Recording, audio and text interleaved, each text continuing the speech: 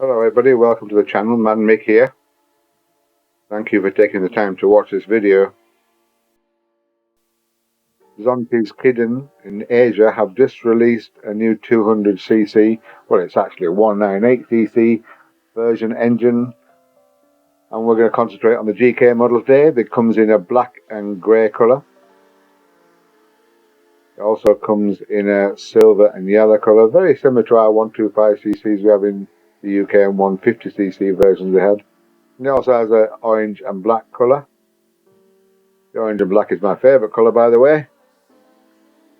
But they also do follow the variants. They do the U road version of the U, should I say, and also the normal standard off-road version that we're familiar with a 200cc engine. They also do a G model, and a different model, and it's called a Z model. Concentrating today on the GK model.